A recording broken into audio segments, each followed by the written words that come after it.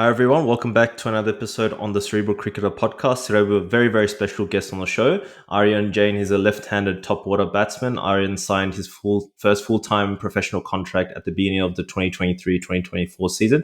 He made his first class debut for Queensland against New South Wales in February 2023. He has been a regular fixture in the Queensland second 11, averaging just under 50 and chalking up 10 half centuries and 200s as well. And is a regular, playing first grade regularly as well. So thank you for coming on the show, Aryan.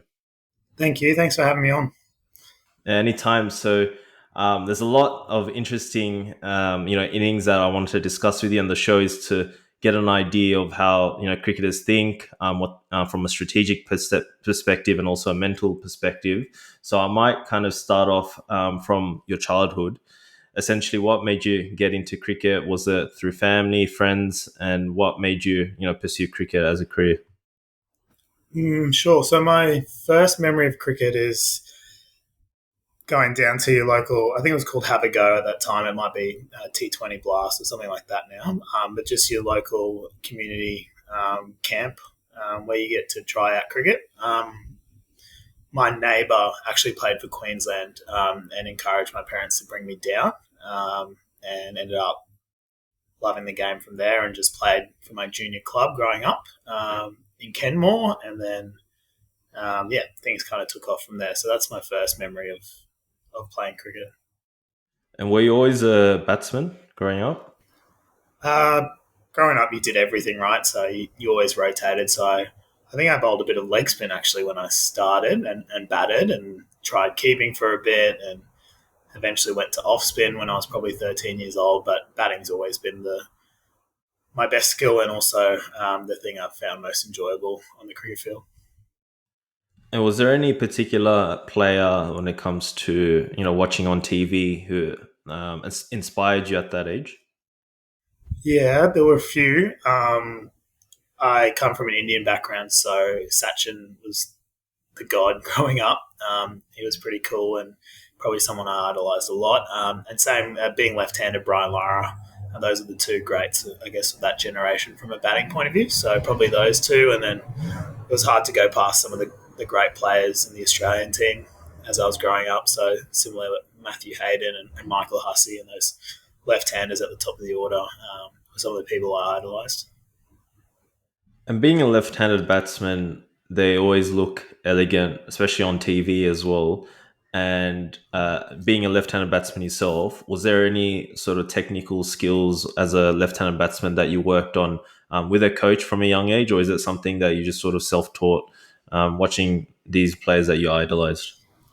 It's actually a funny story. I'm probably naturally right-handed, but where I used to play as a kid in my house, if you're setting up to bat on the pitch, you're looking down the pitch. The left-hand side was a glass. It was full of glass. It was glass doors, and the right-hand side was grass area. So I couldn't. When you're a kid, you dominate to the leg side, right? So I basically had to become left-handed because of just the makeup of my backyard, and kind of fell into it. And luckily, at that age, it doesn't really matter what side you hold the bat on. You start getting used to it as you play more cricket. So that's kind of how I fell into left-handed batting. But yeah, from there, no real skills that change when you're a junior. I think it changes a little bit because you face different angles at the senior level. So left-handed batters are exposed to different bowling actions, or I guess the angle coming across for a left-hander is a lot more prominent compared to a right-hander who have to deal with different threats from a bowling point of view. So I think that more came into effect once I understood my game a bit more and was closer to the senior level. It's interesting to note the whole phenomena of left-handed batsmen. Many of them are also right-handed, and many of them bowl right-handed too.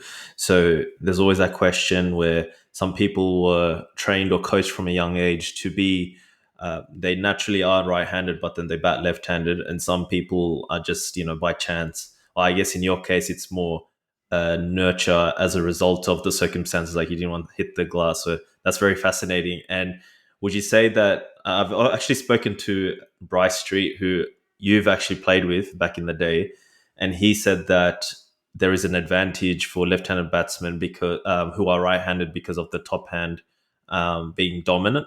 So, what would you say to that? Have you found that to be advantageous when it comes to your batting in general? Yeah, I get his point, Bryce's point. Definitely helps with top hand strengths if your dominant hand is right handed.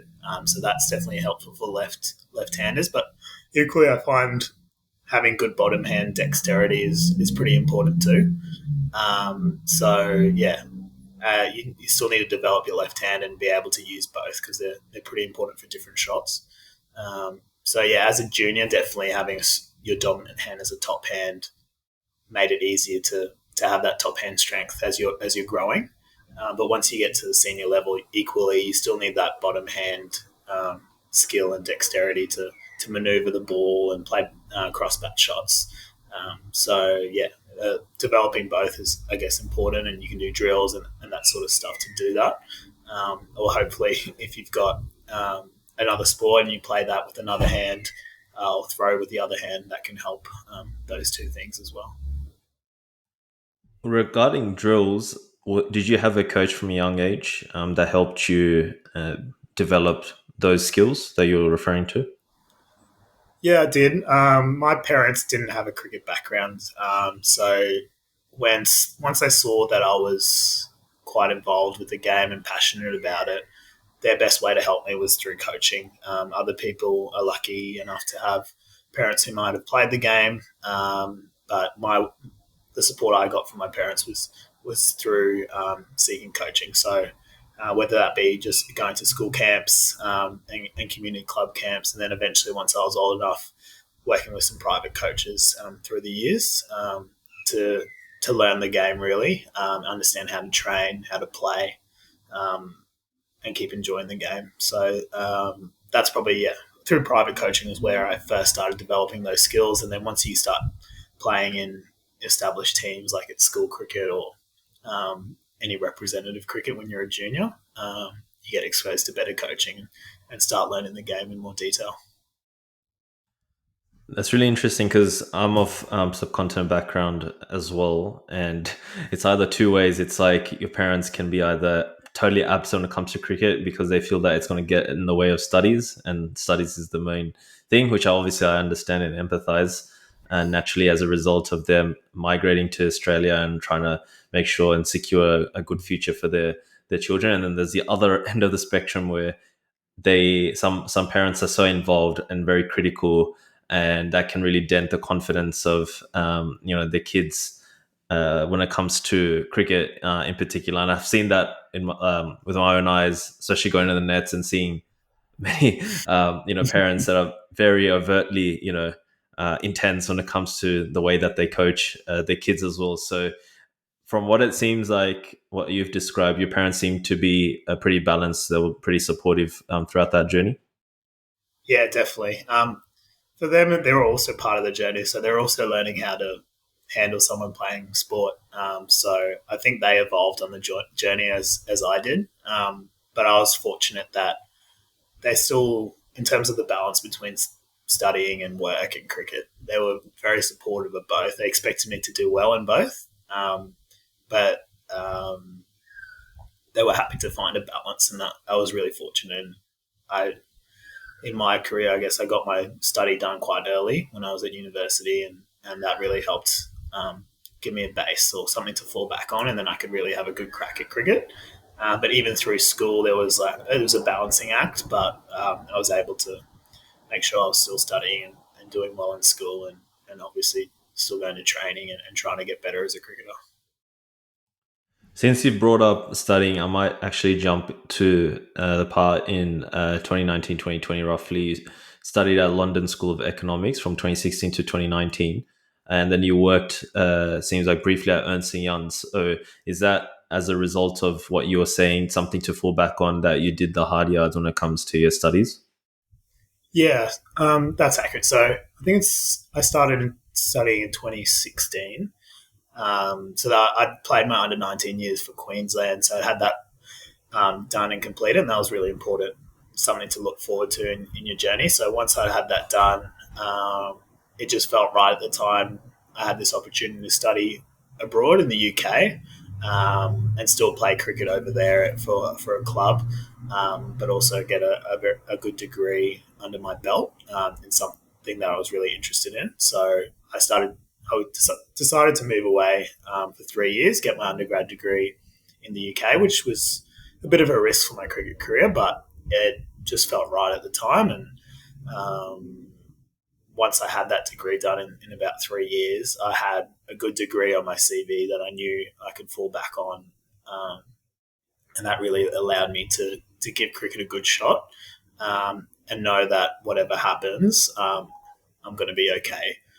So I thought that was a really important part of my development, and also just having to go to the UK, like when you're 13, 14, all the way through to under 19s, you're in the system, right? So you're either at a school or you're in a representative team, and everything's very structured for you. Training's structured. You're told what to do, how to train. You're given gym programs. You're given running programs. It's all kind of structured for you. So the move not only helped my study and career in a work from a work perspective, but I also had to learn the skills of learning how to train by yourself, keeping yourself accountable, making sure I'm still ticking all those boxes in a different environment as well, that I wasn't used to. So I didn't have all the facilities that I knew. I didn't know all the people. So that was in itself something that helped me mature as a cricketer. That's really interesting. In so when the you got that opportunity to study abroad, was it because of a relationship you had with a cricket club there, where they offered the opportunity to study? So how did that work? Because you seem to be grouping the Yeah, studies at university with the club. sure. So to explain a bit more detail, in year 12, when I was in year 12 at school here in Brisbane, I my dad encouraged me to apply to some universities in the UK, and I didn't really think about it much, um, because I was all in on cricket, and I'm just focusing on looking forward to getting through school and then playing some high level cricket. So I applied, and I managed to get a place at one of the unis that I eventually attended at LSE.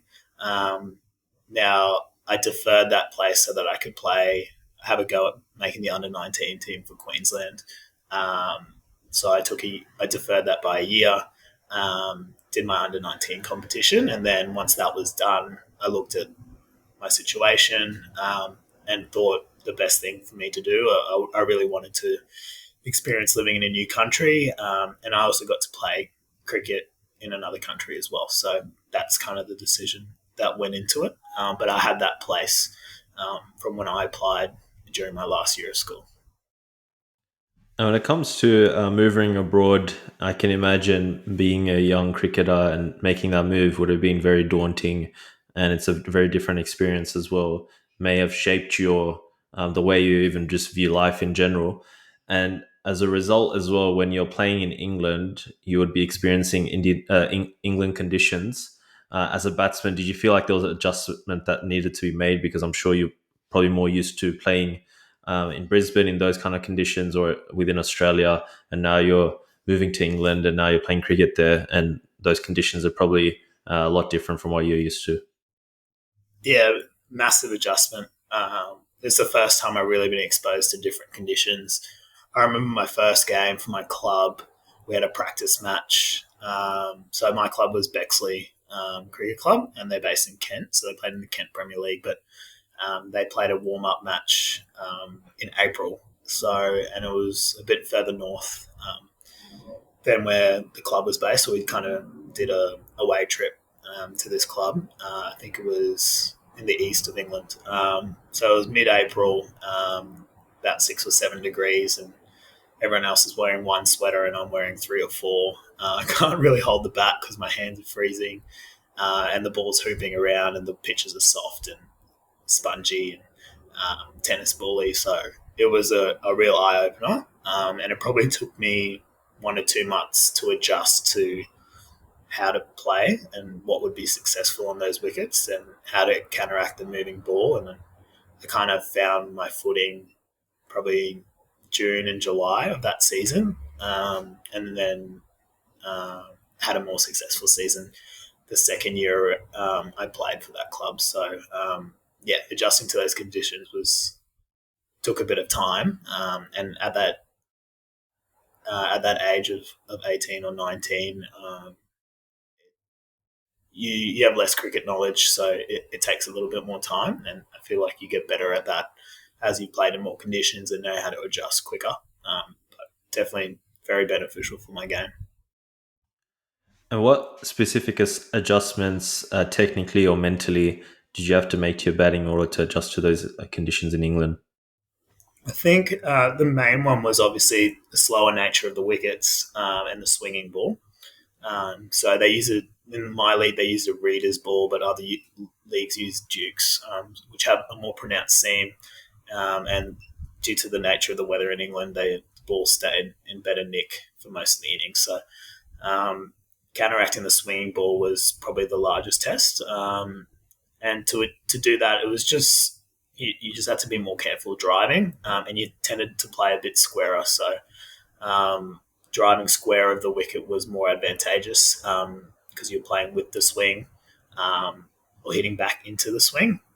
But if you're actually looking, how you're taught in Australia to play straight, but if the ball's swinging, if you think about it, the angle that your bat's coming down is not mirroring the angle of the ball if it's going to swing late. So it's trying to replicate either hitting back into that angle. So if someone's swinging in, let's say to a right hand batter, you're trying to hit that in swinging ball through cover.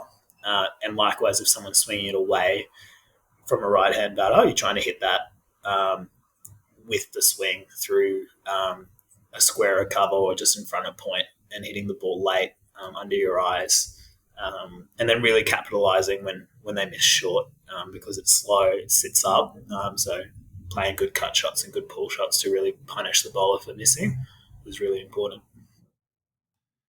From what you describe, if I'm correct in understanding what you're saying, would that mean that, for example, for a right-handed batsman, because of the swing, you're more looking to play, obviously, as you said, like softer hands, playing it late as possible, but also in the region of, as you mentioned, within point or even gully region.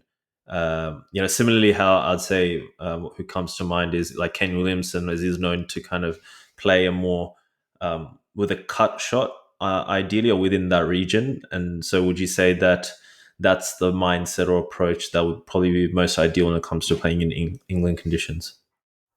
Yeah, I think looking to score square was probably where I had the most success. And if you watch any Test match cricket in England and you look at the players that have success, Kane Williamson's a great example. I look at Ian Bell in one of the Ashes series where he got a few hundreds. He was driving really square, like through point, and then he would cut behind point. KL Rahul's another one who just had a really good series, and you'll see he hits his drives really square because he's hitting them really late under his eyes and hitting them after the swing and hitting back into that angle. So it just in England it felt like when the ball's moving, that was the best way to score and with the least amount of risk, and then really punishing any bad bowling that's short and sits up. And so, this is just a hypothetical when it comes to the planning of the opposition. When you are facing, for example, and if we suppose that we're batting with the mindset that we've just discussed, or the strategy of playing along with the swing and aiming for that kind of point or gully region, and the opposition will stack fielders around in that region because they know that that's the scoring areas. What would your mindset be when to counteract that? Because they're obviously, it's, cricket's a game of strategy, a bit of chess. If they see you're scoring in a certain area, they'll put fielders there, and then maybe people will second guess. Okay, I can't score in that region. I have to play something else, or maybe they'll still back themselves and hope that the fielder misses the ball, for example, they can get it a few runs. How would you make that adjustment if that was the situation you're having to deal with? When, like, for example, maybe they put two people around a point, one in gully, few people in slip, so it becomes obviously a bit harder to score in that region. Yeah, and that's probably what happens pretty naturally. It's a balancing act because you don't want to go, okay, all the field is now moved, so the gaps are straight, so I'm going to try and hit straight because it's still the risk is still present with the swinging ball. Um, there's different ways you can counteract it. I think you can still, based on where the gaps are in the field. So now if they are straight, you just need to know that it's a bit risky to play a massive drive, right? So you're bringing the slips into play if you do that with the swinging ball. So it's adjustment of maybe underplaying a little bit, and rather than playing a full blooded drive or a full check drive, you're just punching or just leaning on top of the ball and punching into the gap, and you're getting ones and twos that way. Or you're really capitalizing when they miss straight and scoring square the other way. Another way to do it is if they're bowling wide to that field that you outlined before, they've got multiple points in a gully. Can you bat on off and back yourself to hit the ball that they miss straight into the gaps on the leg side? And those are all the, I guess, as you said, the chess moves in cricket. And as you play a higher level, people are better at executing those moves. But I found it at club cricket level in the UK and even in Australia, like making a bowler change their plan in itself is a win, because not a lot of bowlers are able to execute a different plan that well. If you're taking them off their default plan, they're going to miss a lot more, and that will bring run scoring opportunities before. So you're right. And if you can counteract their plan A, so let's say they have a standard field and you're driving really well square, and they put in that second point, and they have to bowl a different line or a different length, they're more likely to miss in any situation anyway. So making the bowler change is a win in itself, and it's a constant chess match between bat and ball. And you face better bowlers; they're better at adjusting. But yeah, that's part of the strategy. So I don't know if that answered your question, but yeah, there's chess moves that you can keep doing. It's just who comes better, who's better at adjusting and winning that battle. Yeah, that's definitely insightful. Thank you for sharing that. And it gives an insight as to how much you have to think about the game, especially at the high level. And just a general question would be, how often are you having to think from a strategic perspective, at the level we play, or even, Queensland, sort of level when you did play?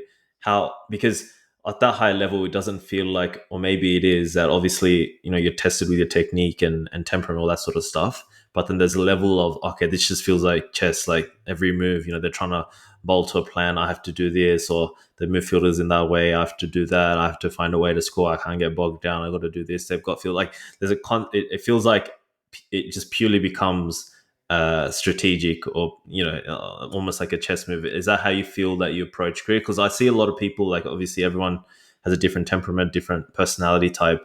So some people won't think about it in that sense, which is fine. Like I don't think there's anything problematic, because they just believe in themselves so much that they can almost override kind of taking the game in such a way where they can play some out. Rishabh Pant comes to mind, where I don't feel like, I'm sure obviously he thinks about his game, but at the same time, like, he can just trust his game because he plays it in 360 areas, a bit unconventional as well, so that he doesn't have to necessarily think about cricket in a certain strategic manner, if that makes sense. So I'm just curious about your own personal experience when it comes to thinking about the game at the level you're playing as well. How often you have to do it, and how often are you trying to, work out what the bowler's plans are and trying to adjust accordingly?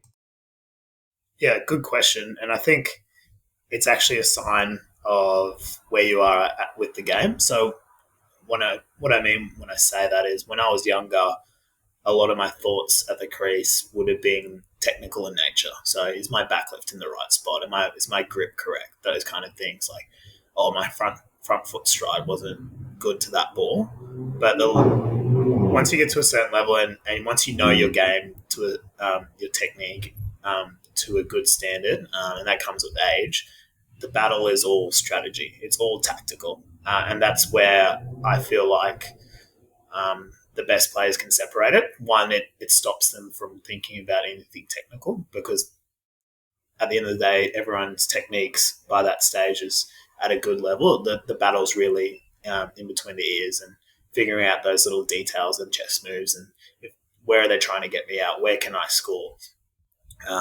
Is it risky with this type of wicket, or what's the game situation? And you hear about the best players in the world being problem solvers, like Steve Smith and those kind of things, and that's what they are. That's the art of batting, being able to counteract those chess moves that the bowlers are throwing at you, and the threats they pose, and then doing that for the other bowler at the other end, and being able to do that six balls in a row for long periods of time in red ball, or even in white ball, to try and chase a target, or put a score on the board. So yeah, I think that is really, once you get to that stage where you're thinking tactically, and really immersed in the tactical battle of the game, that's when you play your best.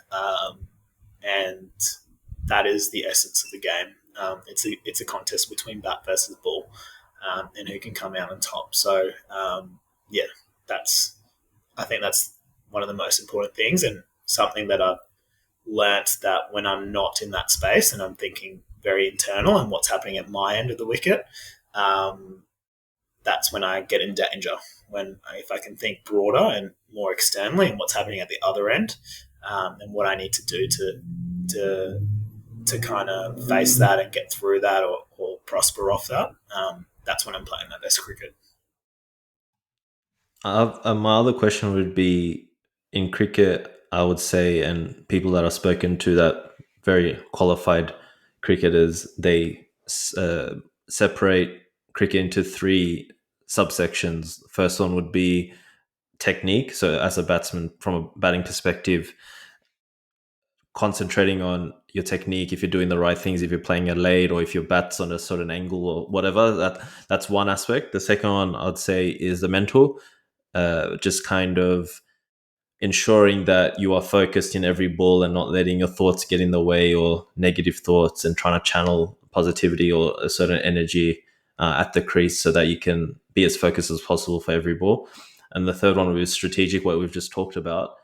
Sometimes it can be difficult having that balancing act between the three. So someone might be so hyper fixated, like they get dismissed, and then they're worried about, oh, they didn't play the ball late enough and this and that. And sometimes too much of that can get away from actually focusing on the ball. And sometimes people don't have the best technique, but then they can get away with that because of their mental game is so strong, the self-belief is there. At the same time, there's a lot of people that only think about strategic but not focusing on the mental. So I feel like people prioritize, or maybe it's very hard to obviously to get the perfect mixture of the combination of the three, but what would you say, how do you maintain that balancing act between the three? Because sometimes if you're thinking so strategically, it can get in the way from just, I don't know, focusing on the ball in the moment. Because people talk about, cricket should just be thought about simply, just watch the ball, every ball, watch it closely out of the hand, read the length, and don't think too far, which I think might work for certain people. And whereas others, like we discussed, like Steve Smith, definitely seem to be more strategic, or technical as well. I'm sure obviously he does the second as well, but how would you say is the best way to strike a balance, or is there even a balance, or is one should be prioritized more than the other, for example? I think all three are obviously really important, but I think it's really important to distinguish when each one is the most important, for example. So you said technical, mental, and tactical. So for me, and I've only really struck this balance and figured this recipe out for myself probably in the last 12 to 18 months, with the help of mentors, and seeking some help with it.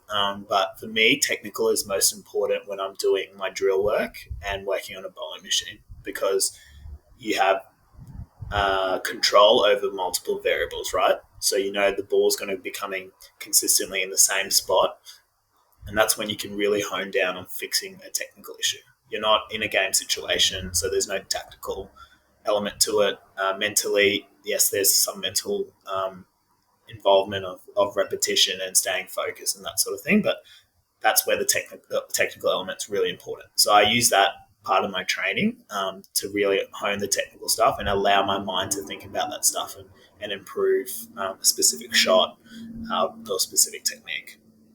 Then when I'm in either facing bowlers in a net, or facing sidearm, and then same as in a match situation, that's when the mental and tactical or strategic arm of batting becomes more important. So having done all the technical work when I'm doing my drill work or facing the bowling machine, I can have that done and know that I've done that work so that I don't have to think about it when I'm facing bowlers and I don't have to think about it when I'm in a match situation. And that's when I'm going through my mental checklist or mental process or routine before a ball. And that involves some strategic element. So you would have heard there's a lot of different frameworks. I think there's like it's called the three R's. It's pretty common. It's like reflect. So after a ball, reflect, relax, and then repeat or something to re-switch on. So refocus, I think it is. So let's say a ball's just been bowled. I relax. So I do my mental process to relax. So that could be breathing, something like that. So that's when the mental thing's most important. Then you can reflect on what just happened with that ball. So that's the strategic or tactical element. So did I play that ball correctly according to my game plan? Did the ball swing?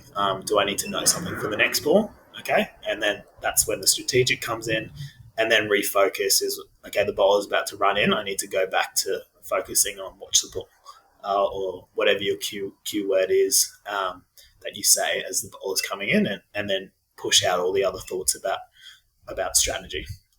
So that's how I break down those three.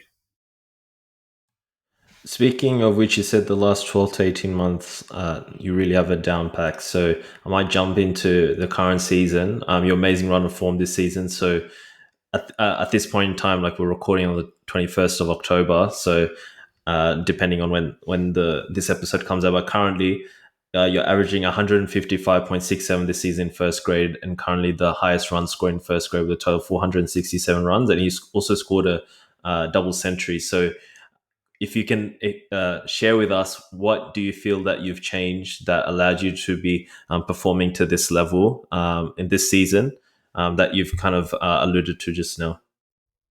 Yeah, I think that breakdown of really separating my intentions at training has been really helpful. So in the past, when I was younger, I'd see a bit of the technical elements that I'm focusing on bleed through to when I'm facing bowlers and even in game situations. But being really purposeful and saying, I'm a big, I like hitting a lot of balls. So me getting that volume in early in the week where I'll do my drill work at face bowling machine and find the technical areas that I want to fix and work on those.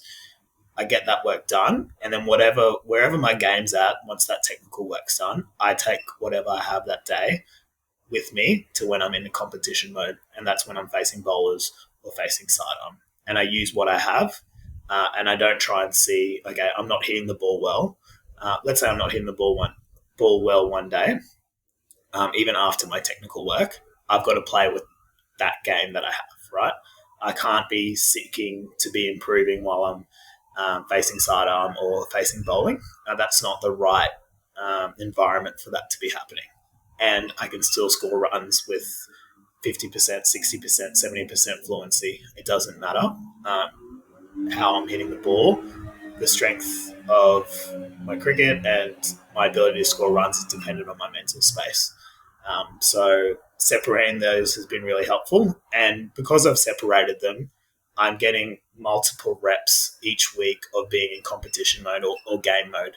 So when I'm facing sidearm, I'm facing bowlers, I'm basically in match mode. So I'm practicing my pre-ball routine. I'm practicing switching off. I'm practicing switching back on before the bowl. I'm practicing adjusting to conditions if I'm lucky enough to be on a turf net. So I'm doing thousands of those in a month, so that when I'm in a match, I've had more reps of what I actually do in a match rather than at training just thinking about technical stuff. And then when I get out to a match, I haven't actually practiced the pre-ball routine and all those elements that I use on a Saturday or a Sunday. There was a game as well. You'd scored a double century, so 203 not out of 154 deliveries. Wanted to ask, when it comes to approaching such an innings and playing a long innings, do you have a structure or a template in mind? So many players that I've spoke to, for example, obviously everyone does it differently. They talk about, taking maybe, I think I'll say the orthodox template people talk about is, when you get started, take your time so that you settle into the crease. Once you feel confident, and then start expanding your shots, and then maybe being maybe bit circumspect when you get to around 50, or even getting to around the 90s. And then once you cross that barrier of 100, then if you're feeling confident, then expand your game again. Like there seems to be, and obviously that can vary in accordance with the game situation naturally. So when it comes to playing such an innings, do you have a template in mind that when you do approach your batting? Short answer is no. The reason I probably got to 200 and I haven't in the past is because I was really good that innings as treating every ball um, and making a good decision to that ball. So what I mean by that is my focus is just on the ball that's in front of me, and I'm trusting my body to react to that ball, that situation, the pitch condition at that time, based on all the muscle memory and reps that I've done in training and in previous matches. In the past, I've had thoughts about a certain template of how an inning should be built. Um, so that means like starting off slow, and then, okay, the spin comes on, I'm going to take them on here. And then, okay, now I'm past 100, I can accelerate. And that's when I've fallen short. But actually separating, like removing all those thoughts and being solely focused each ball. And I work in sets of six. So I'm just trying to make six good decisions in that over. To the ball that's going to come down to me. And if I can make six good decisions to that ball, chances are I'm giving myself the best chance to still be at the crease and be scoring runs. And then I stack on another six, and all of a sudden you get into that role, and that happens. Um, and the other thing is I'm taking away from the outcome basically, and I'm being really structured in my process. And if I get out executing my process, I can live with that. But deviations from my process is when you feel disappointed in yourself. So the only thing I would say that, yes, at the start of your innings, you give yourself 20 or 30 balls just to find the conditions, see the bowlers, maybe that. And in that innings, I would have started off pretty slow for my first 20 balls. But I was still just focused on executing my process of making good decisions to every ball that comes down. Um, and even after 100, that was the same process that I was following. And once you face 100 balls and you're 100 plus, the runs sort of come naturally. In the past, I've probably changed gears and gone too hard, and gone to sixth or seventh gear and played a risky shot. But you're seeing the ball so well after 100 balls, or when you're on 100 plus, that you don't actually need to force anything. You just need to bat. I found that if I keep trusting my decisions that I've trained and and honed over the years, that gives me the best chance to score those big runs. And I didn't even think that day I would get to 200. I kind of just kept creeping up because I was really focused on my process, and I managed to get there in the end. Sounds like what you're describing is trying to simplify the game as much as possible, because I'm probably of the school of thought. I mean, obviously, batting is a complex science, quote unquote, and there's many different ways to do it. For me, I think that whole simplifying as much as possible and just watching the ball carefully, as you mentioned, like making the best decision in that moment is probably the best way, because sometimes if one thinks about too much about, oh, I've gotten to, I don't know, 45, I need to slow it down, that might put barriers, or you sort of restrict yourself in a way, or maybe even allow you to overthink in some ways as well. And sometimes you lose even like maybe 5% or 10% of being extra watchful and playing the ball for what it is, which is a ball. And at the end of the day, and sometimes it can be a loose delivery, but I think if someone is of the train of thought that I'm on 45, I need to be careful and get to 50 first, and that loose delivery might not be capitalized in that moment, as opposed to clearing your mind of that kind of expectation, or that pressure even might come across as pressure. And then if you just simplify as much as possible, you just kind of play the ball for what it is. And my other question would be, it's obviously easier said than done. So sometimes batting can be very difficult. I mean, the point of reference is myself, basically. When I do play, sometimes you just feel out of it. And when you go onto the crease, you're not watching the ball as closely as you like, and you know that you're not seeing the ball as well today. as opposed to another day you just feel like everything's on, everything's flowing. So how do you manage that? Do you experience that yourself? And because maybe sometimes, as you mentioned, you obviously training a lot throughout the week, and because you're training so much, you don't necessarily might not feel like that in during the game, or maybe you do.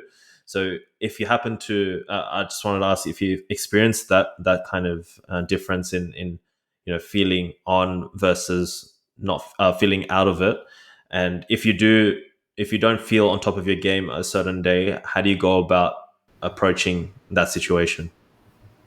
Yeah, I mean that double century I got the week or two before that in training, I felt terrible. I wasn't hitting the ball well.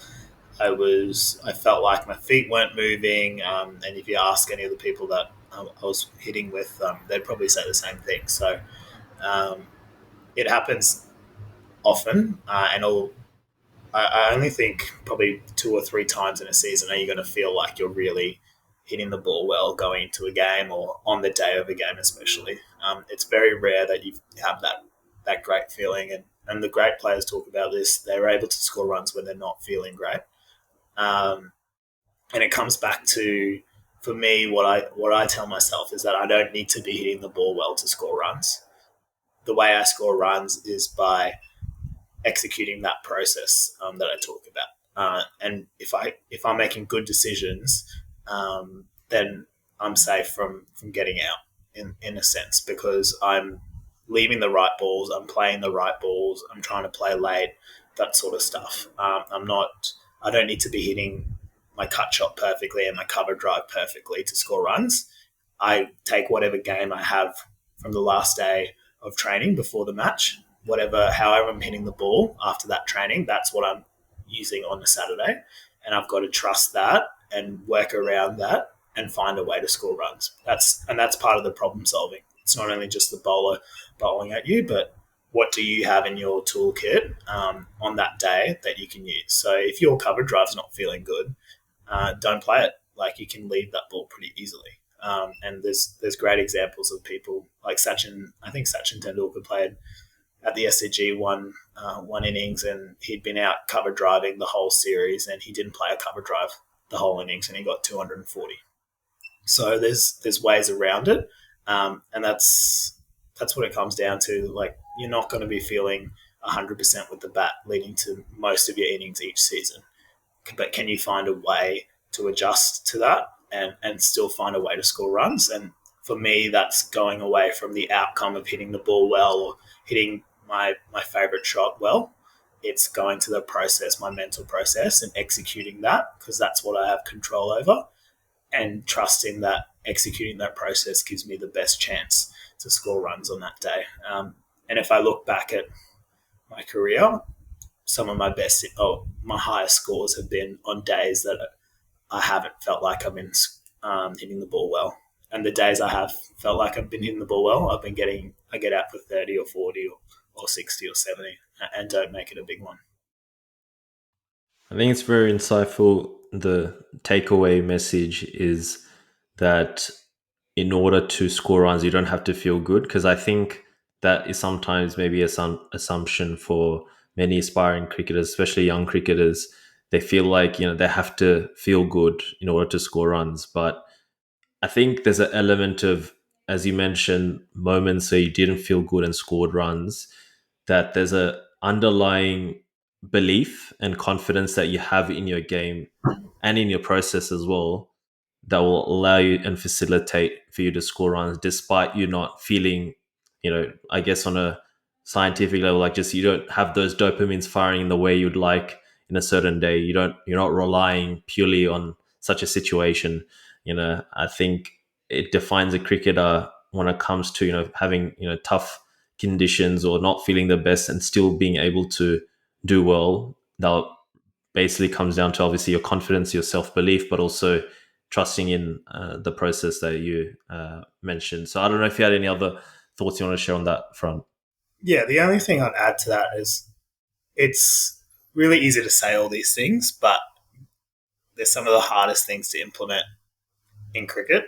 And I feel like, at least in my journey, I had to go through stages where I made those mistakes for me to really learn. So yeah, in the last 3 or 4 years, there's been plenty of days I've walked out to bat and I'm not feeling my best, and I've got in my own head and I've gotten out. And there's been days when I've been hitting the ball really well and played a silly shot because I'm feeling so good and get out. So those all drawing on all those experiences and that over the years has led me to what to how I can approach it today. And those thoughts still keep propping up. Like, um, yeah, a couple of weeks ago, I walked out to bat and wasn't feeling great. But those thoughts, those negative thoughts, those doubts, they constantly creep up. You just get better at managing them, and that comes with experience and obviously working on the psychological side of batting and the mental approach. Um, but yeah, I'd say that you have to go through that experience and be patient through that experience for you to reap the rewards as you get further down into your cricket career. You had mentioned earlier that you had a fixation on technique maybe in your younger days, but now you're talking about the psychological side. So many cricketers might be exposed to sports psychologists in order to allow them to learn about that side of the game. Did you have a sort of eureka moment yourself, or did you maybe with someone, or were you already across it from a younger age? No eureka moment. That's for sure. It was really just a build up of experience and spending more time on the mental side of the game. So, I mean, when I was playing Queensland under 17s and Queensland under 19s, there was a sports psychologist, but it was really just one session you had each year. And it was they spoke to you for 60 minutes. It was on a Monday or Tuesday night. You probably had school the whole day. So you trained before, and I didn't retain much from that. And looking back, I wish I did. But the first time I really got some exposure to it was a proper sports psychologist was when I was on contract with Queensland. So I would have been 25 at that stage. Um, and that was my first exposure to it. And I always had interest in the psychological part of the game, and I learnt a lot from some of the mentors I played with. But it wasn't that, and it wasn't until I got that exposure, and then I started doing my own research. So reading um, psychology books. There's a lot of cricket specific ones, but even across sports. And I developed a kind of almost like you have your shots when you bat. I developed a set of techniques and mental tools that I can rely on, and developed that probably since I was contract. So for the last 2 to 3 years, um, I've developed an arsenal of mental skills and tools that I can rely on to face any situation. And yeah, a bit of it was provided through that coaching, but a lot of it came through asking good questions to people who've played the game for a long time, and also doing my own research through books, podcasts, and those sort of things, and picking up those things and trying them, and talking to other people about what works for them. Speaking of psychological tools, in this current season, there was a game that you'd scored a 50, and then the next game you scored a duck, and then next game you scored a century. So it's really funny because I can imagine like you scored a 50, you must be feeling good, and then next game you score a duck, and naturally it's human that there's a sunken feeling experiencing that situation. So it can always be difficult bouncing back from scoring or even just a few low scores, but in this case scoring a duck, and then the next game you actually score a century. So walk us through the psychological tools you use to get through that little period, because it can be a bit scarring or emotional high and low for many cricketers going through that little period. Yeah, and again, that's something I've only started to definitely haven't solved it, but started to get better at in the last 12 months. I used to really dwell on poor performances and low scores.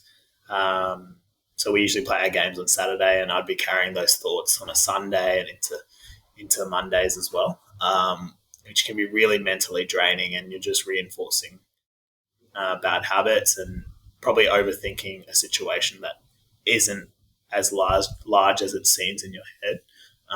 So the ways I've kind of counteracted it is, and this was introduced to me by a batting coach when I was with Queensland, is once I am dismissed on a Saturday, I let the emotions kind of calm down, and an hour or two later, or once I get home, I'll go through a little post dismissal checklist of what led to that dismissal.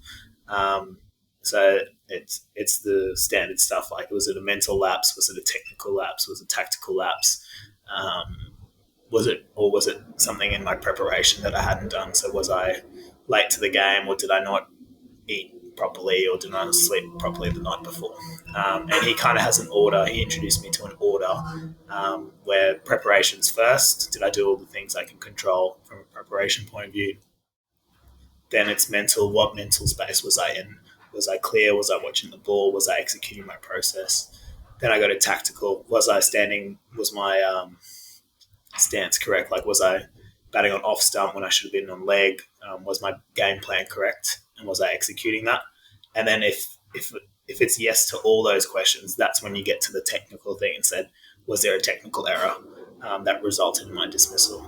So I go through that checklist, and then it's really helpful. And I'll journal that, and I'll write that down in a diary. I'll recount what I was feeling at the time and what are the takeaways from that. And then once I've got that down on paper, or sometimes if I'm feeling a bit lazy, I'll just do a voice note to myself, and I don't even listen back to it. It's just helpful to talk it out, and I get that down, and then that's out of my system before I step out of the car and walk back into my house. And then it's about trying to really try and let go and detach from what's happened, and that's really hard to do, especially when I was younger. I found it really difficult to do, but trying to get that out on paper or in a voice note and get that reflection process done so that it's not bouncing around in your head. So it's out. You've got the takeaways that you can work on, and then you can move forward with your week and prepare for the next game. So in that scenario, the one you're talking about, when I got a duck, I went through it and I probably brought it down to a tactical error about where I was batting on my crease to that specific bowler. I knew that error. So next time I need to just be quicker in identifying that tactical error when I face, or that tactical plan, sorry, when I face a similar bowler who's trying to get me out in that fashion. And then I've really got to try and let go and enjoy my Sunday and do the things I need to do for other stuff like my family, my friends, or all my other commitments, and commit to that, because that's what I can't change anything that's happened on the Saturday now. I can only be better and prepare well for the next game that's coming up. It was incredibly insightful. What I took from it is, having that constant reflection about, for example, in this case, modes of dismissal. Is it tactical, technical, mental, etc., and going through that process, journaling, etc. So that process is exceptionally important, so that next time you know that you're doing the right things and you're improving and reflecting as well along the journey. And what was interesting, you said there were aspects that you utilize from, like, essentially the reflection process, and one of them is thinking about, I think it was what food you eat, all that kind of stuff. So basically the preparation, the lead up to the game in particular. On that topic itself, there are a lot of people that might be sluggish at the crease, tend towards that way, or some people might be too hyper and too much adrenaline is racing through their body and their mind, essentially, when it comes to batting.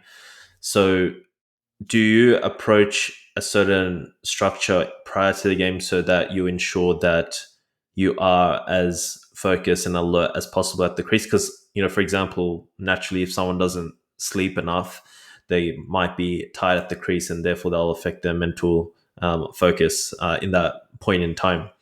So essentially, what they do is obviously ensure that they get enough sleep. But it's not just that alone. Like, a lot of people do meditations, all that kind of stuff as well, to make sure that they're on point. So, how does your structure look like when it comes to lead up to the game? And do you do certain things that allows you to make sure that you are as alert as possible at the crease? Yeah, I think earlier I used to be quite like when I was first implementing these kind of things, like having a routine and a pre-match routine, and being consistent in that. I was very rigid, and that was the temptation. And I needed to have that phase where I was really detail oriented and making sure I was ticking all those boxes. But the nature of cricket is you're playing at different grounds, different teams, maybe different cities. So there's always things that can go wrong and factors that can go wrong. So you could get a bad night's sleep. You might get traffic on the way to the ground. You might forget something. You might forget your lunch or forget to have breakfast or whatever. Things go wrong basically. So instead of targeting a checklist of activities that I need to do before a game, I'm really just looking to reach a certain state. And for me, that's like a certain state of arousal or attentiveness that I know personally that's my optimum for where I want to be. And it's identifying, am I at that state or do I need to have an intervention to get to that state? So if I'm too upbeat and bouncing off the walls, can I do my mindfulness exercise to slow me down and get me into that controlled, calm state that I like for batting?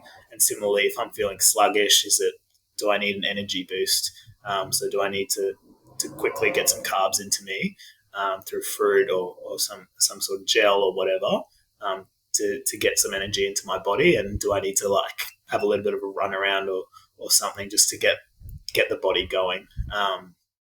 So that's the thing that I found. It's not having a specific checklist that I have to do each week. There are probably 2 or 3 activities that I do repeat each week, and that's a little mindfulness and visualization exercise that I do before I bat. And then my breakfast and my nutrition is pretty consistent from game to game, at least at grade cricket level. But yeah, it's more identifying what state am I at currently when I'm maybe 30 minutes before I bat or the start of the match, and then what interventions do I need to get to the arousal state or the state of mind that's most helpful for when you're playing. I might actually go through some of your scores because you played in the under 17, under 19 championships back then. And in season 2013, 2014, you actually played under 17 national championships for Queensland alongside Bryce Street. So, and also you'd scored 250s versus New South Wales. So, have relative success in those championships. So, what's your experience like? Playing with Bryce Street from that age, and both of you, played for Queensland and would be amongst the sort of cricketing, I guess, Queensland fraternity as well. Yeah. So yeah, I played with Bryce at under 17. So the New South Wales 50s, I think, was under 17 competition. So I opened the batting with Bryce that competition. And then at under 19 level, I think I batted 3 and Bryce opened with someone else, but still got to bat with him quite a bit. Streety was always like a clear standout in terms of his skill. But the thing that really stood out and separated him at that age was how strong mentally he was. So he was known around the traps for just being able to bat for long, long periods of time, and that was quite of a rarity in those junior years when you're like 15, 16, 17, 18. It was really common to get 30s and 40s, but he was known for just having that hunger and the mental aptitude to really just keep batting and batting and batting and put a big score up. So he might not smack you around everywhere, but through attrition and just wearing you down, he'll catch up at the back end and get a really big score for your team. So um, very enjoyable to play with Bryce, and I've been lucky. Like if you look back, and I knew him, we knew each other as juniors in those teams, and to play with him 8 years later for the Queensland Bulls was pretty special to share that with him as well when I was eventually picked. So it's cool to have those moments where you go full circle and you've been playing together as a junior, and then you get to do something pretty cool as a senior as well. And in the under 19 national championships in the season 2015 and 2015 2016, he had a very successful campaign. He scored 80 versus West Australia against the likes of Jaya Richardson and Cam Green. He scored a 93 versus Tasmania, scored a 77 against Cricket Australia 11. And in that same year, you actually played in the Toyota second 11 team as well. So walk us through that season, what you felt you did right, and how was it like, facing such players like Jai Richardson and Cam Green who played for Australia at that age, and scoring 80 against them, which is yeah, quite a feat at that age. Yeah, it's funny you say that. Going into that carnival, I was really nervous that I wasn't going to get picked in the under 19 team.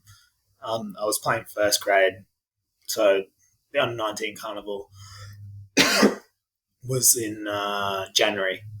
So we started playing grade cricket in about September. I was playing first grade, which was daunting in itself, and I was struggling to get runs. And there was other people I was competing with that were doing pretty well, and I kind of figured it out probably 1 or 2 weeks before the team was selected, and finally got some runs in first grade, and then we had a trial match for the under 19 team, and I got 100 plus not out, and that got me into the team. So it was almost like I didn't expect to be there for the under 19 team.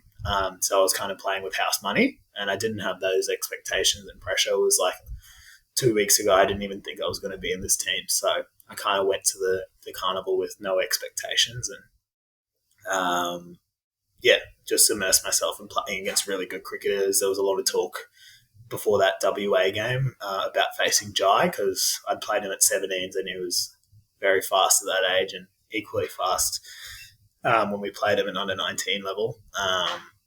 And I think Cameron Green played that game, and Liam Guthrie as well, who's also played some state cricket, was playing in WA. So I think a lot of the success I had at that under 19 carnival came from removing the demon of the burden of expectations, because it was almost a free hit. It was a bonus that I'd actually made the team, and I wasn't going into the carnival expecting to do well, or get picked for higher honours, or finish this on the run tally. I was really focused on just having a great 2 weeks. It was a cricket tour with some of my really good friends, playing against really good competitors. So I was really focused on that, and that kind of allowed me to perform at my best. When it comes to playing fast bowlers at that young age as well, a lot of young cricketers naturally do get scared, and that will show in the technique, like backing away, for example, not playing in the right manner. So, how did you approach playing fast bowling at that young age? Did you just train enough to the point where you were comfortable against that kind of pace, or were you maybe a bit scared and just trusted your judgment, or just watched the ball closely, or maybe you enjoyed the pace because I don't know, it came onto the bat faster, so you did feel a high when you're facing a fast bowler. How did you approach playing fast bowlers or quick bowlers at that young age? Yeah, good question. I still remember, yeah, probably being scared of certain fast bowlers, particularly in first grade, more so because um, at least when I was playing people like Jai, it was they were your age. But when you face like a 26-year-old, 27-year-old, and you're only 16 or 17 playing your first year of first grade, that was pretty daunting. Um, there is a training element where you just need to start getting repetition of facing that. And part of that is actually just facing them in matches, and not putting too much pressure on yourself to be able to handle it too early on. Like you get better with age, and more exposure to faster bowling. I probably had a good coach that told me just to shorten my backlift, and that's when you get caught out against fast bowling. If you have a larger backlift, it just takes longer for the bat to come down, and you feel out of position or late on the ball. So when the ball's coming down faster, just shorten your backlift a little bit. Don't take it back as far, and then you can react better. And same equally applies for when you play your shot. You don't need to look to hit the ball as hard, or as forcefully, because there's pace on the ball. So shorten that backlift. Really focus on good contact of the cricket ball, and the ball will fly off naturally because there's so much pace on the ball. So that cue really helped me handle it, and then just getting more exposure through grade cricket and under 19 carnivals to that top end speed. You eventually get better at facing it, and figure out your recipe. You had mentioned playing first grade at that age as well, so I wanted to ask, what was the experience like? Okay, on one hand, you're playing under 19 carnivals with players against similar to your age, and then another week you're playing against older blokes that have played cricket for so long. So, what was the differences you felt with that kind of different competition levels?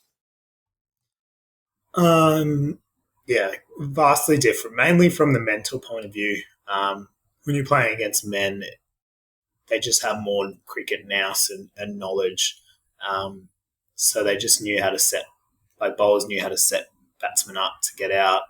And at 16 and 17, you just don't have that cricket knowledge behind you from experience. So you're a bit naive to tactics and those sort of things. Obviously, there's a difference in also physical capabilities because you're playing against men who have grown into their bodies, have certain strength parameters that people your age just didn't have. But the biggest thing was the mental part of the game and battling that, and probably your first exposure to being sledged a little bit and those kind of things. And how do you handle that?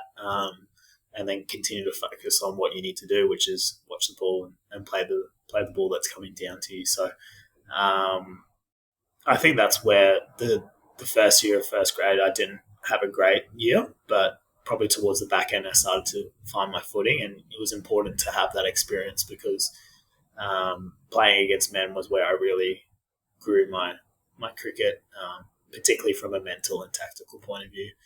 Um,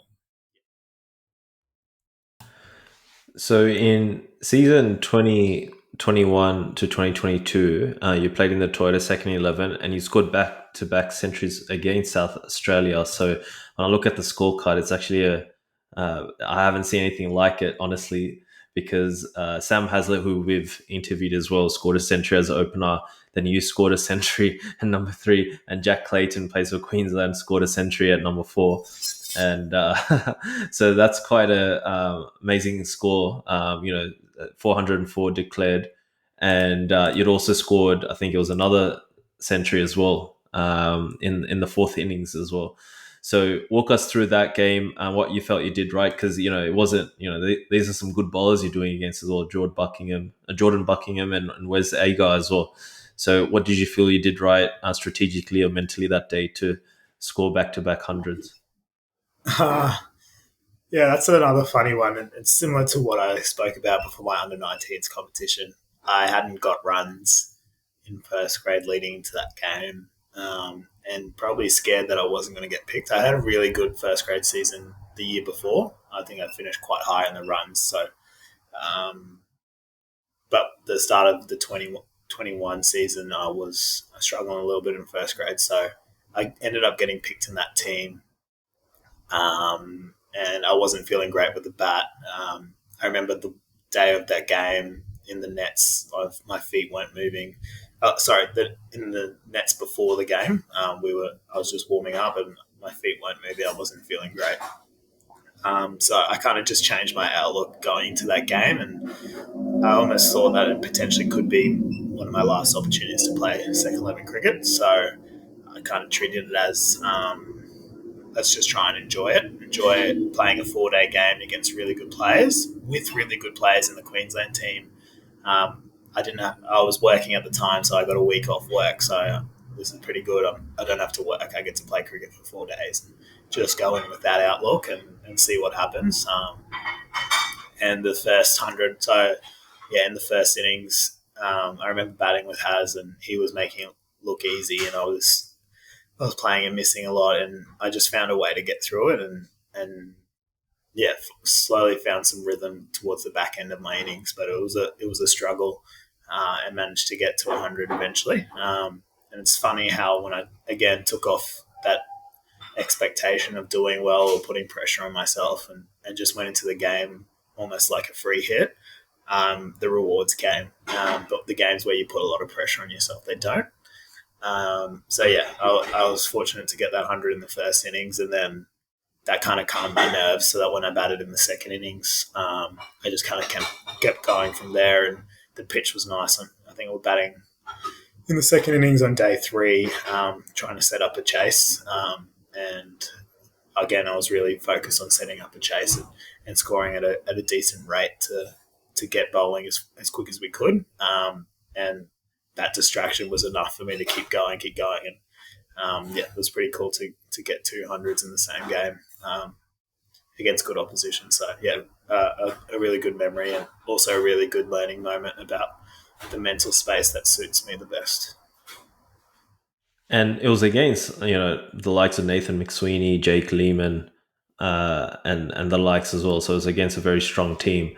So that must be an amazing experience. And as you said, when it comes to taking that pressure off your shoulders, I guess it just comes down to every individual trying to find a way to facilitate that, because obviously easier said than done, but once someone does it, they can more than likely get the best version of themselves in their game, because putting pressure and stress, and that can happen subconsciously, can really put a dent in players' ability on that to be able to perform to their best that day. And so even in season 2022-2023, made your Sheffield Shield debut. So I wanted to ask, like, that season, what was the emotions like when you got the call up to play the Sheffield Shield game, and how did you approach, when it comes to preparation and mindset in the lead up to that game? Because obviously I'm sure that would have been a big moment in your life, or a cherished moment to be able to get selected to play for your state. Yeah, yeah, absolutely. When I remember getting the call from the selector, Chris Hartley, and yeah, just over the moon. Pretty didn't really know what to say. Probably said a few words, but didn't give him didn't give him much back when I was on the phone call. But yeah, a lot of emotions, and not only for me, but all the people that have been with me and helped me on my journey. That's first and foremost my parents, but also coaches and friends and mentors that have been through some hard times, and to be there for to the really good time and making your debut for your state was really special. And then I think I found out about a week before the match. But as you got closer to the match, that overthinking started to happen, and you're starting to think, "Am I good enough at this to play this level? Oh, you're playing at a big stadium now, playing at the Gabba. How are you going to go there? There's going to be people watching," and those kind of thoughts started entering. But I was fortunate to have really good people around me, and the team was full of experience, and so were the coaches. So they gave me some really good advice. And the one that stands out to me was that from my coach at the time, Wade Second, who was the Bulls coach, and he just said, "You're just playing against the best grade bowlers from each state. So you don't need to put them on some pedestal because they've played Sheffield Shield for 50 games, 75 games, 100 games. They're just the best grade bowlers in each of their state. And you've had success at grade level, you've had success at second 11 level. So you've played this standard before. You just need to do what got you here, and do that on game day." And that was really good advice, and definitely something I felt when I went out to bat, and in the field. It was like, oh, am I going to be good enough? But you play a couple of balls, or you field a couple, and you're like, okay, I can actually do this. And then your nerves settle down, and you're able to play freely, and how you've played in previous matches or previous seasons. So yeah, there's definitely those thoughts that pop in, just because you're stepping up to a higher level. But at the end of the day, it's still bat v ball, and you wouldn't have been selected if you weren't ready. So you just got to back that decision, and try and enjoy that moment. And I was lucky enough that we played pretty well, and won that match. So that's a really special memory of playing with some really good cricketers, winning a Sheffield Shield match, and singing the song after day four. And it must have been a sweet moment as well. Like, you played under 17s with Bryce Tree, and here you are making a debut alongside also playing with Bryce Tree, who was opening the batting that game as well. So what was that moment like? Yeah, Bryce was awesome. Gave me a big hug when he saw me, and gave me a call when he found out I was in the team. And he was just a good teammate. So yeah, as I said earlier, just to come full circle from when we were playing together as 16-year-olds, to be playing for Queensland at the Gabba together, sharing a change room, even sharing batting together in the middle, was pretty cool. And there was many, players in the team that you were in, likes of, Xavier Bartlett, Mark Steckedy, Michael Nisa. So these are very established players in their own right. Max Bryant as well, who you've played with from a younger age as well. So from all of those players that you must have been training with throughout the week, who stood out for you? Even Joe Burns actually is played for Australia and now the Italy captain. Did anyone in particular strike you, or that you've learned from, or you were maybe inspired from training with, or alongside with? That's a good question, actually. All of them had their own sort of things. It was really cool about with Joe Burns in the middle. He was really clear and really good communicator when we were batting together. So that's something I look back at as really a really good learning curve. And I actually played now with at Norths where Burnsy also plays from time to time when he has time in between his commitments for Italy.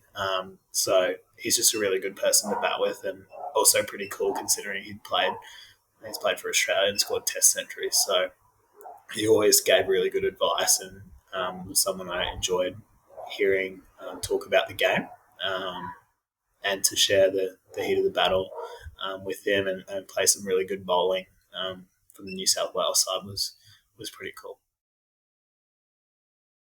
I know you've given us a lot of your time. I might ask just a few questions before we wrap up the show. My question would be, who has been the most challenging bowler you've faced in your career, and why? Well, that's a good question. Yeah, there's a lot of different bowlers pose different challenges. So I've faced plenty of fast bowlers like in second 11, like Spencer Johnson, and in grade cricket, Billy Stanlake, and those kind of bowlers that bowl extreme pace, and that poses a certain challenge. But I probably lean towards someone who consistently asks you to make really good decisions as a batter. And those bowlers combined with some pace can be the most challenging. So I actually had, I think the Ashes were on, and Joel Paris from WA was um, bowling. He was in Brisbane just because he was on standby in case someone got injured for the Ashes in the UK. So he was bowling, and it was our pre-season, and he needed someone to bowl to. So I managed to face him, and he was extremely challenging in terms of making good decisions around off stump and which balls to play, which balls to leave, and how do I score off him if he's so accurate and moving the ball. So that's not really in a match, but in a training session, he'd probably be the pick for me. In terms of batsmen you've seen that you've either played alongside or played against, which batsman has impressed you the most? Uh, it's really hard because um, yeah, I've been lucky enough to play against in grade cricket, and even when I played second 11 and shield cricket against some really good players. I think someone I look at when I play against him at grade level, he just looks um, a class above consistently. Is probably Matthew Renshaw. I actually went to school with him. He was a year above me at school, and we played a bit of school cricket together. But as he got better and better and started playing for first class cricket, and he's obviously played Test cricket as well, consistently he has that. He's tall and languid, so he can just play shots and look really elegant. And he consistently can still play the ball really late. He's got a power game as well, so sometimes it can make it look really effortless. So from that point of view, I'd probably say Renshaw. And I appreciate your time coming on the show, sharing all your experiences and moments throughout your career with us. I don't know if you had any final thoughts before we wrap up the show. No, look, thanks for having me on. I think it's actually been really enjoyable to go through some of the things that have been working, and the psychological part of the game. It kind of reinforces and emphasizes some of the things that I need to keep on doing. But yeah, a lot of the stuff that we've spoken about sounds really easy to do, but it is quite difficult, and it's something that comes with time and experience, and making those mistakes. So yeah, it's really important to just continue on and hang in there, and keep building on those experiences, because it's pretty common in cricket when you don't figure out your game and hit your peak until you're in your late 20s and towards 30. So yeah, those experiences are really important and valuable in learning some of the things we spoke about. Yeah, I appreciate your time here. Like, there's a lot of learnings, especially everything you've articulated around the psychological and strategic part of the game that will, I'm sure all of our viewers and especially myself, and why I started the show is just to highlight what allows cricketers to play their best. And there's so much to take on from everything you've shared. So I appreciate your time, and thank you for sharing that. So I'll wrap up the show there. So if you wanted to check us out, for the listeners, on our social media, we're on Instagram, TikTok, and YouTube. You can find our full episodes on Spotify as well, and on YouTube and other podcast platforms. So check us out there. And yeah, we're on Instagram and TikTok. So we've got reels and clips that you can look and make sure to share and subscribe and do all that kind of stuff. So from our special guest, Aryan Jain, we wish you all the best. This is Tanzim signing off. Thank you very much.